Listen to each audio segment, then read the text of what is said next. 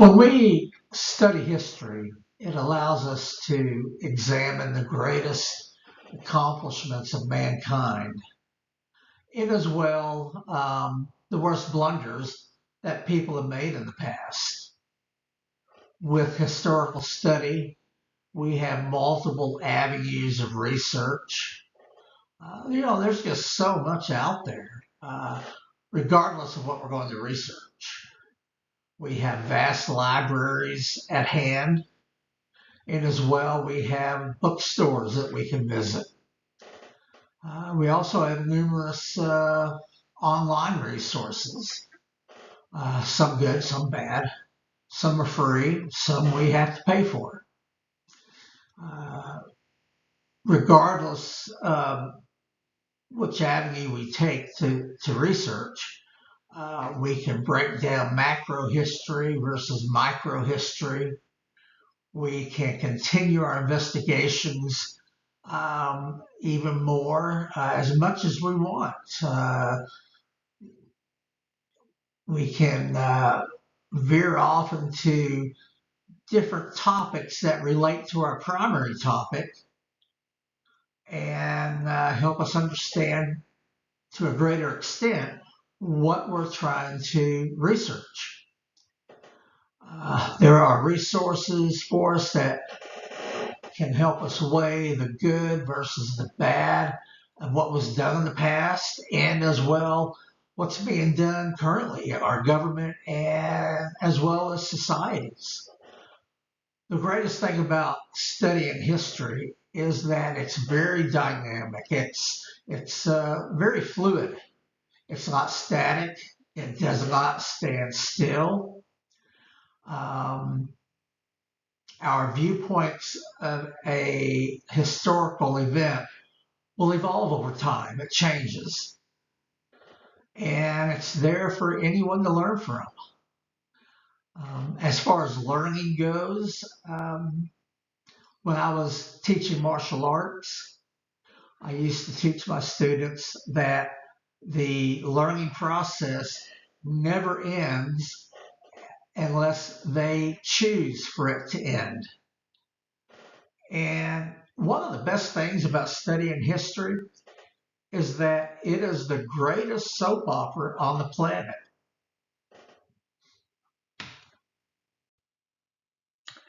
History tells us where we came from, and it tells us the missteps taken along the way. I tend to like George Bernard Shaw's statement that we learn from history, that we learn nothing from history. It's a very true statement, but it also has a sense of humor about it. I like to think that he was feeling a bit sarcastic when he wrote it. But I think the person who defines history the best is or was David McCullough. He's an American historian. He passed away in 2022. He wrote several books on American history topics. If you want to read American history, he's certainly one to go to. But he stated history is who we are and why we are the way we are. It's very plain and simple, and it just says it all. America suffered two communist Red Scares during the 20th century. During these two eras, the federal government trampled the rights of American citizens. There was no due process of law for the average citizen. The first Red Scare occurred in the early 20th century, while the second Red Scare occurred in the mid 20th century. Though I think the first Red Scare never really ended. It may have ended for the average American citizen because we just tend to forget things rather quickly. We just forget things and go about our business. But it never ended for the government. It didn't end for the Justice Department, and it especially didn't end for J. Edgar Hoover of the FBI. he never stopped fighting what he considered to be anti-Americans, whether they were labeled as communists or Bolsheviks, subversives, anarchists, labor union agitators, etc. But they were just all lumped into one category as far as Hoover was concerned. And then in the 1950s, during the Second Red Scare, Senator Joseph McCarthy stumbled onto the anti-communist bandwagon, and he took his 4 years of fame and glory at the expense of the country. But in the end, the country survived the Red Scares as it has survived other tragedies, and the American government prevailed. Why are the red threats, the first one and the second one, why are they important to the discipline of history? Why should we remember them? There are other things that we can read about, remember, that are much more pleasant and exciting to read about, Abraham Lincoln, the Alamo, whatever. But the Red Scares are important because it's about growing and it's about surviving as a nation. And it's about becoming a better nation. There was a British soldier and scholar. His name is Sir John Glubb, G-L-U-B-B. Sir John Glubb. He analyzed the life cycles of nations, and he came up with what he called the 250-year rule. And he decided that the average life cycle of a nation, an empire, was 250 years. Now, certainly, there were empires that lasted much longer. The Roman Empire lasted 1,000 years. The Byzantine Empire lasted 874 years. So there's, again, not all nations follow that 250-year rule. The United States, currently we're sitting at 246 years. So unless we have some grand catastrophe, we should surpass 250 years without a problem. We're going to have a bumpy road, but we'll get past it. We'll survive. Now, another thing that Sir John Glubb wrote, and these are his words, was that after 250 years, empires always die, often slowly but overwhelmingly, from overreaching in the search for power. Now, certainly the United States is guilty of that in the past, and will be guilty of that in the future.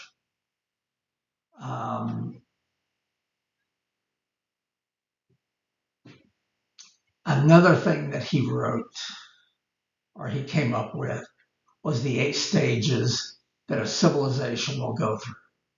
And those 8 stages being outburst. I'm going to read them here because I can't remember them. Outburst, conquest, commerce, affluence, intellect, decadence, decline, and collapse. Now, some might consider that an empire will go through these stages from one to the next, from birth to demise, in a very static order. I think that maybe empires will fluctuate. They may move forward in these stages and then move back. They may overlap on these stages. I think the United States has done that. If we look at the 80s, that was a time of decadence. But if we look backwards to the Red Scare during the 50s, that was a time of decline. And I think possibly looking at a time of collapse. So, and then we move forward into the 60s, and we have some overlap of affluence and intellect, and commerce. Now, as far as the 50s being a time of decline and collapse, that wasn't, we weren't at threat from anybody. Now, we were at war with North Korea. That was our choosing. Now, we called it a police action, whether or not you want to call it a war or police action, uh, your choice. But we were there to help South Korea. But we weren't at threat from anybody except ourselves. It was all internal. It was all political, from the president on down. With President Truman, the loyalty program, his signing of Executive Order 9835. Now, I don't believe he intended any malice toward anyone. I think his intentions were solely good. His intentions were to protect the country, but it just went too far. It was kind of like letting the genie out of the bottle. And once it was out, it was out. But on the other side, you have someone like Joseph R. McCarthy. He saw the anti-communist hysteria, and he used it to gain power. He had no interest in helping anyone. His interests were solely for himself, and he used it to gain power.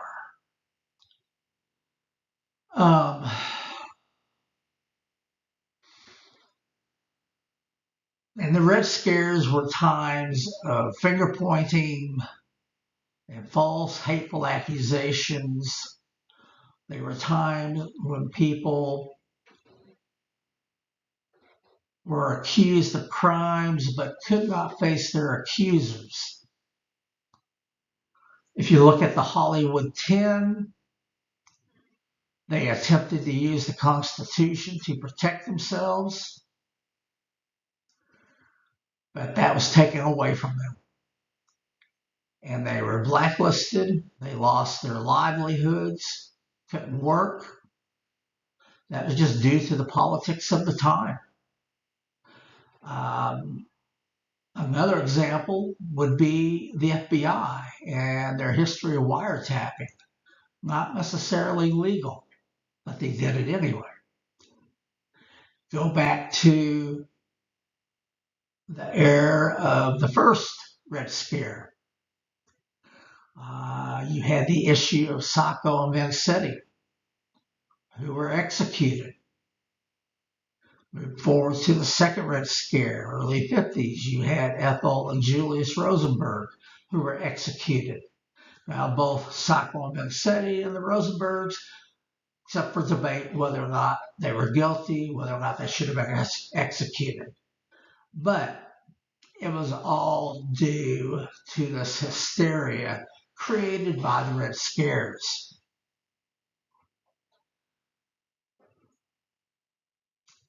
And the fallout from these Red Scares is something we should remember. It's something we should learn from. It's something that should be placed in every school book of every age for every future child. And currently, in some of our universities, there's a lot of strife due to the Israeli-Hamas war. Whether or not you're pro-Israeli, pro-Hamas, it's your choice. But there's a lot of hate speech, hateful finger pointing, there's physical violence,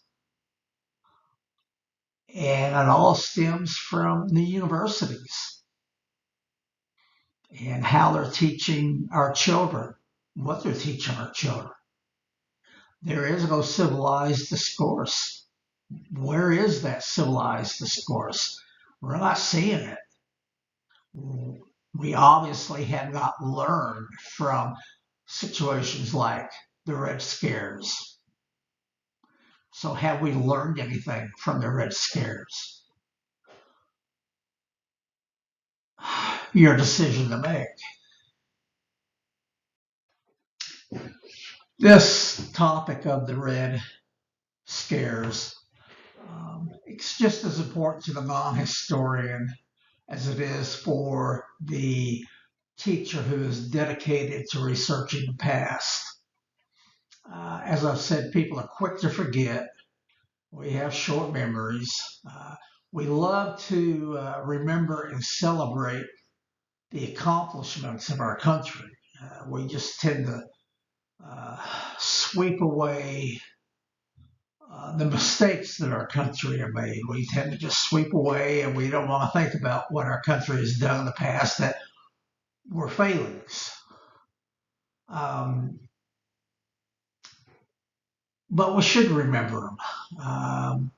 Just as when we make a mistake, we grow from it, it makes us a better person. If a country has done something that was a failing, was a mistake, the people and the nation should remember it. It helps make a better foundation for a better country.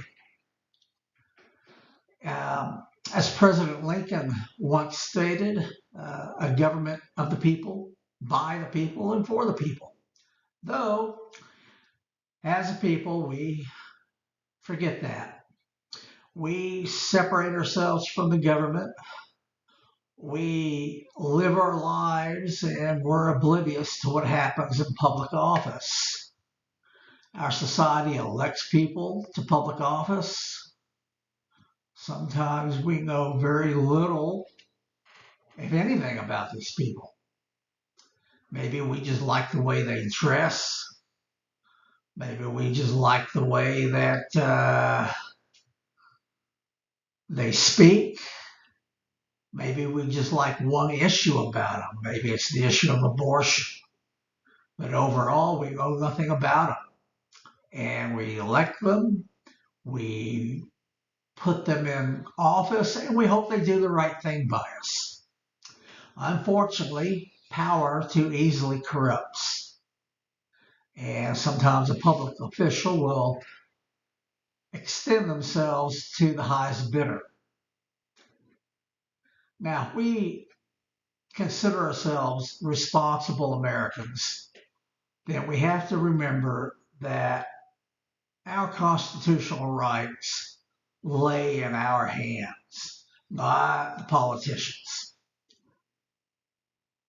Now, looking at the Red Scares, when we read a magazine article or a book, or maybe we see a video, a problem is we fail to focus on, or we fail to grasp that these two eras, what these two eras meant for the Americans living during these times.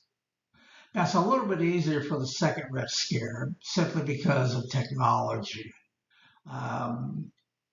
Certainly we had the newspaper, but you had radio. And then, of course, the newest thing was television reporting. Now, let's think about the Hollywood 10, which I've mentioned before. And it's a good example. They are a good example. They were called to Congress to the House Committee on Un-American Activities. They were asked questions.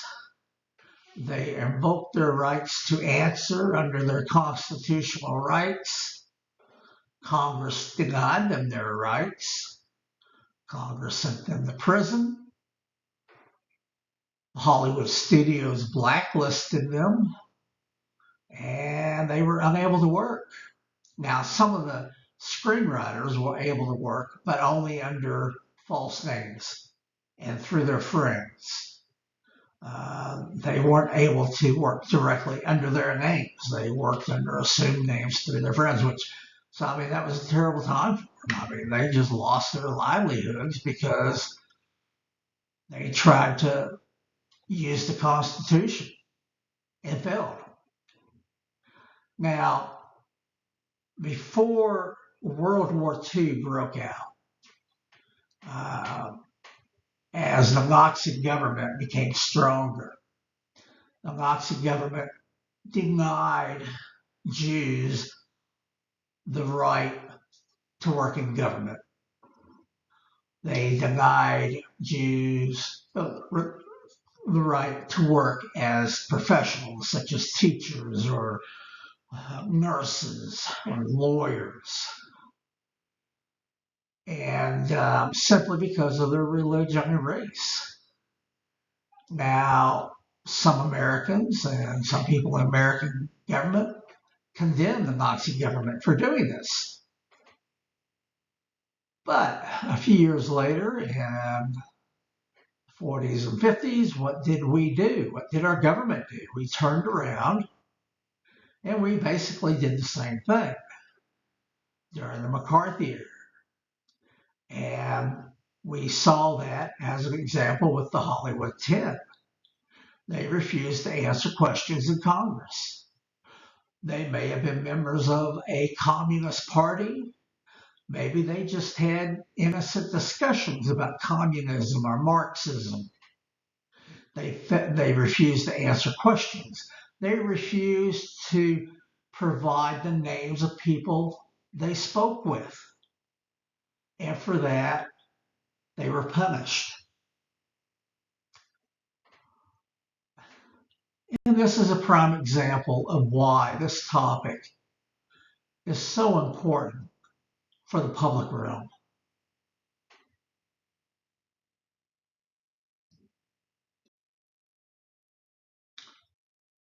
The first Red Scare was from 1917 to 1920. There were many causes for it, some legitimate, some not. The most important being the Bolshevik Revolution in Russia, which the United States had no control over. But internally, there were many things going on, some innocent, some not so innocent. There were people dabbling in left-wing Marxism and communism. But then you had violent groups like Italian anarchists, and there was some violent communist agitators. But there were communist groups that were just innocent, and they certainly weren't violent. And the majority of these people were not violent, and they weren't a threat to the country. And one example would be American workers. There were American workers who were trying to create unions, and maybe they were going on strike. And the owners of these businesses, the big bosses of these companies, as well as the American government, labeled them communist agitators. One example of a violent event occurred in June of 1919. An Italian anarchist tried to blow up the home of then Attorney General Mitchell Palmer. Now, he wasn't a very good terrorist. His bomb blew up early. And he succeeded in just blowing up the front of Attorney General Palmer's home. He also blew himself up, which is why I say he wasn't a very good terrorist. Now, there was consequences to this bombing, and that was it resulted in the multi-city, multi-state police raid of left-wing radicals, communist anarchists. Now, this was the brainchild of J. Edgar Hoover. He was running the Bureau of Investigations, which was the forerunner to the FBI, the Federal Bureau of Investigations. They did not get their full name until 1938. Now, these police raids, they were known as the Palmer raids, named after Attorney General Mitchell Palmer. Now, they arrested about 10,000 people. The majority of them were released. Now, there were about 250 of these people were deported. Now, a number of them were just innocent left-wing people. They had left-wing leanings, if you will. Maybe they had written a book or were professors at universities, and they had left-wing leanings. They weren't affecting anybody, but they were deported. Now, there was another situation just a few months later that was much more severe. There was a bombing on Wall Street, and there were 30 people killed, several hundred injured. The Bureau of Investigations investigated it quite aggressively, but they were unsuccessful. Now, initially, they thought it was the work of an Italian anarchist group. There were others in the government that thought it was the work of communist agitators. But again, in the end, it was never solved. Now, talking about Italian agitators, they were one of the government's favorite groups or favorite enemies, if you will. Kind of like in the 50s and 60s, communists were America's favorite groups to look at as far as being enemies. They were not the top enemy. Back then, with the Red Scare and into the late 20s, Italian anarchists were at the top of the list. And as an example, there were two men named Sacco and Vanzetti. Their full name was Nicola Sacco and Bartolomeo Vanzetti.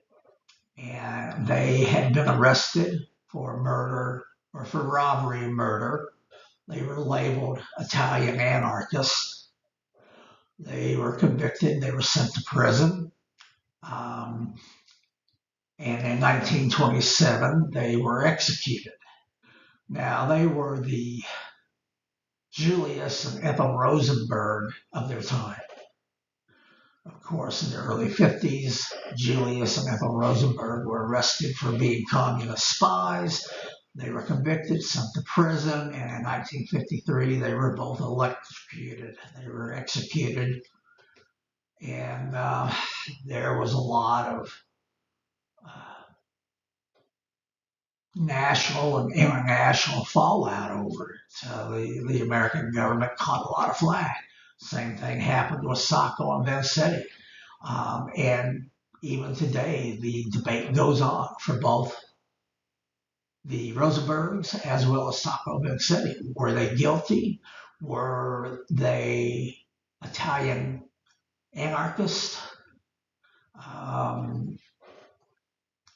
Should they have been executed? Now, so the point being, there were threats against the country, but the government did take liberties against people's rights. The Constitution was assaulted by the very people protecting our Constitution. One of those people was J. Edgar Hoover.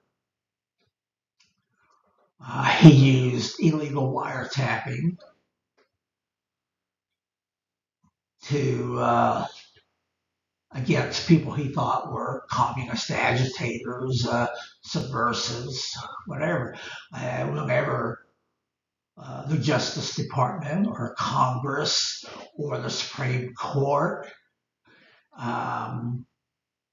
created rules or laws that hindered his wiretapping, he just went around them or just simply disobeyed. And he kept very secret files. He loved secrets. He kept secret files his whole life. And part of that was from illegal wiretapping. And as well, as far as the subversive groups, whether from the first Red Scare or the second Red Scare, he sent his agents into these groups to infiltrate the groups. Not just to infiltrate and gather information, but to infiltrate and agitate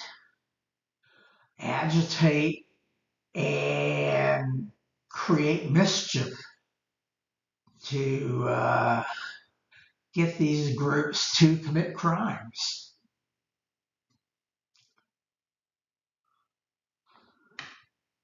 Now, as far as our Constitution being assaulted, this next subject I debated on whether to use. It has no real bearing on the Red Scares, but what is the underlying topic of the Red Scares? It is our constitutional rights. And this next subject certainly has a bearing on our constitutional rights. So, with that in mind, on December 7th, 1941, we all know that the Empire of Japan attacked Pearl Harbor. And every year, our news and journalists, always report.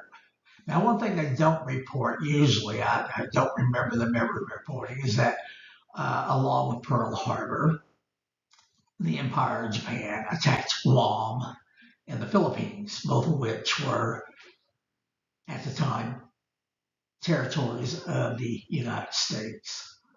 As well, the Empire of Japan attacked Hong Kong, Singapore, and Malaysia. All three were territories of Great Britain. And then there was Thailand as well. They were attacked, and Thailand was independent.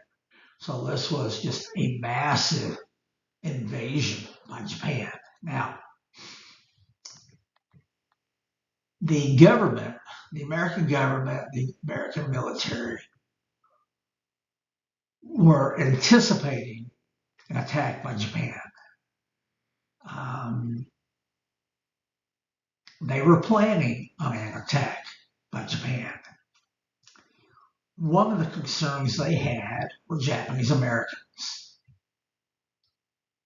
How would Japanese Americans react to a war between the Empire of Japan and America? Would Japanese American citizens stand by America, or would they stand by Japan? Would Japanese Americans support America, or would they support Japan? Would Japanese Americans secretly act as spies or agents of some sort for the Empire of Japan against America? So what to do with Japanese Americans? What did they do? What did the American government do? They quickly rounded up every Japanese American citizen and placed them in camps, internment camps. A nice word for prison. Barbed wire, guarded by armed military soldiers with weapons. There was no due process of law. These people lost everything. Someone of authority came to their door, knocked on their door, said, "You have to come with us. You have so many minutes to gather up what you can take with you." After that, they lost everything. Now, there was no due process of law. There were no laws, there were no lawyers, no courts to come to their aid. All it took was a signature of President Franklin D. Roosevelt. He signed Executive Order 9066. Now, interestingly, his wife, Eleanor, desperately argued with him, tried to convince him not to sign that order. And she was not happy with him when he did. Now, he didn't sign this order on a whim. He had to be convinced. There were two organizations that helped convince him. One was J. Edgar Hoover and the FBI. J. Edgar Hoover was heavily involved in convincing the president to imprison these Japanese American citizens. The other was the Office of Naval Intelligence. And then, on an interesting side note, the Attorney General of California was heavily involved in this process. His name was Earl Warren. In the future, he would become the chairman of the commission to investigate the assassination of President John F. Kennedy. And of course, he would later become Chief Justice of the Supreme Court. It's funny how things work out. Now, by the end of World War II, there had been 120 or over 120,000 Japanese Americans who had been held captive in these camps. The majority of these people, over 2/3, had been born in the United States. They had been born on American soil. How much more American can you get? Unfortunately, almost 1,900 of these people died during their internment due to medical problems. Now, I'm sure some of these medical problems were exacerbated by the fact that they were interred in these camps. But who knows? Now, there's a wonderful website that you can visit. It's called the National World War II Museum. And it reports that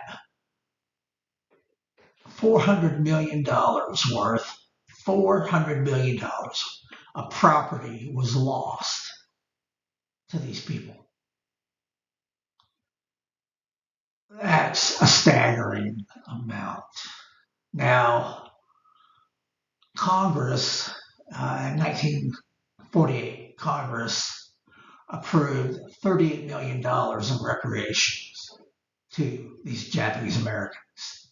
And then 40 years later, they approved $20,000 to each surviving member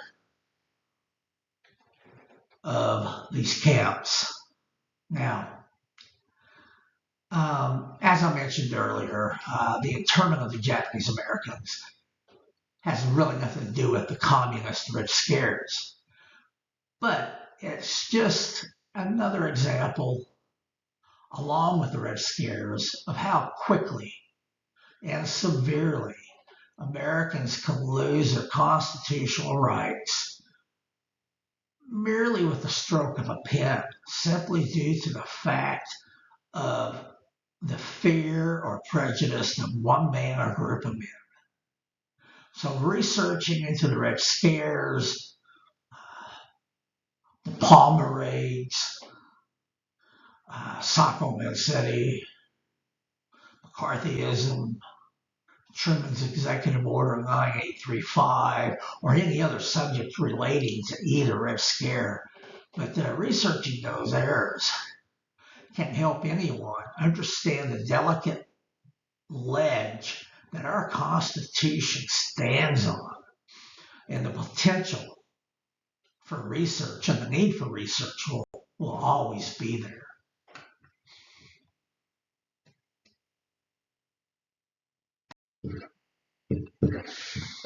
As noted previously, the first Red Scare, it began in 1917 and it ended in 1920. Though some historians will report that it did not end until 1923, because the Bolshevik Revolution ended in June of 1923. Though what was important for America, whether it was 1920 or 1923, was what was happening in the country at that time. And as far as the American government, the fear of communism never really ended.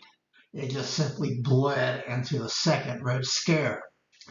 And as far as the Second Red Scare goes, it was exacerbated by the Joseph Stalin regime in Russia.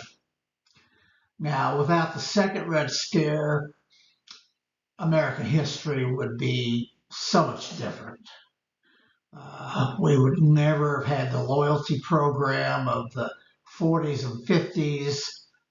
President Truman would have never signed Executive Order 9835, or at least if he would have, it would have dealt with a completely different subject.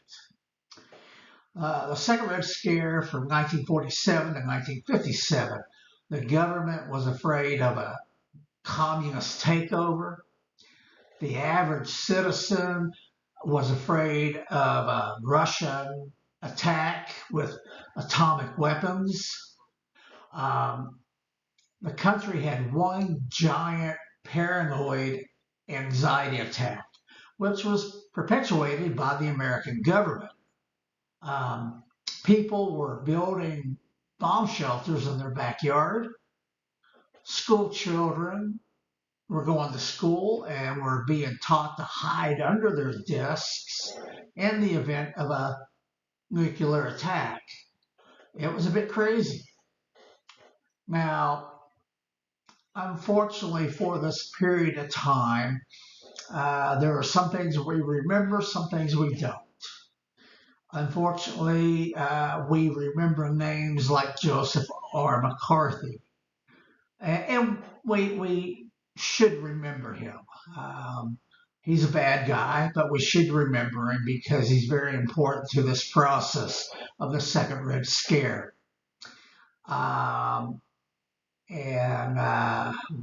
We've had other Joseph McCarthys, and we will have other Joseph McCarthys in the future. And we should hopefully be able to recognize them.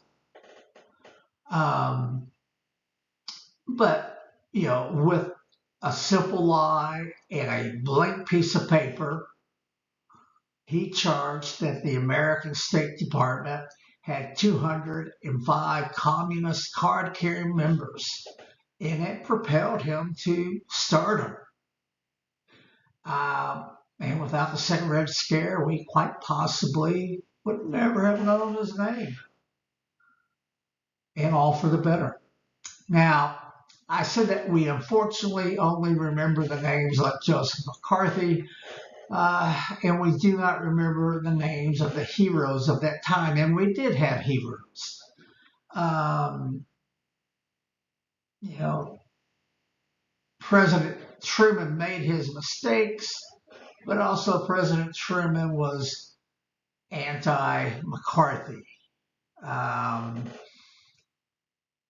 Whether you can consider him a true hero of time, I don't know.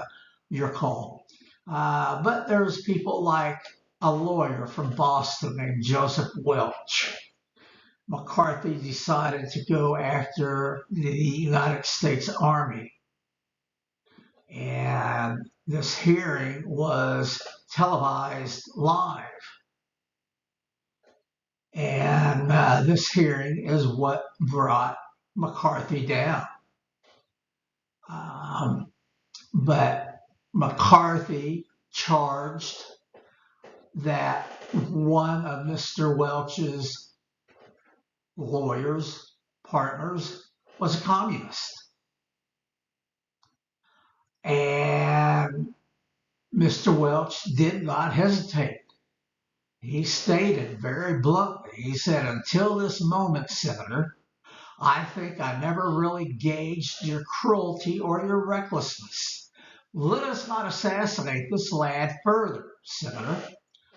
You have done enough. Have you no sense of decency?"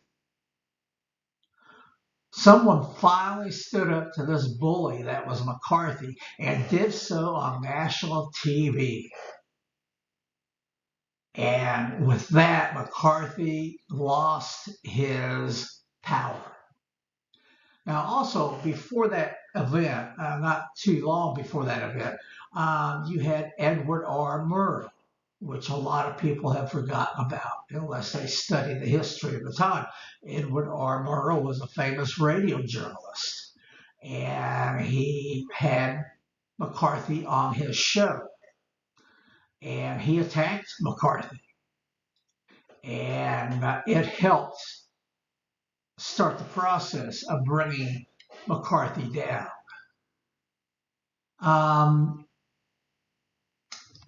And there were other people that were involved with the government. You had people like J. Edgar Hoover, who served the Justice Department his whole life. He became a member of the Justice Department in 1917, and he stayed with the Justice Department until he died in 1972. That was 55 years. So whether you like him or you don't like him, you have to give him credit for serving the country his entire adult life. One of the things, he craved power. More importantly, he craved secrets. He kept a lot of secrets, and that's what kept him in power. That's what kept him in his office. He kept secrets about presidents, congressmen, and senators, and he used those secrets whenever he needed them. And but during his tenure in office as head of the FBI, he feared that communism was America's greatest threat. Without communism and without the Red Scares, we would not know J. Edgar Hoover as we do. Now, another thing that you have to give him credit for, he created one of the greatest police agencies in the world. You got to give him credit for that. Now, one last bit of information. Without communism, without the Red Scares, well, especially the second Red Scare, President Dwight D. Eisenhower would never have sent U.S. military advisors to Vietnam in 1955. So consider that. And with that, God bless, and please take care.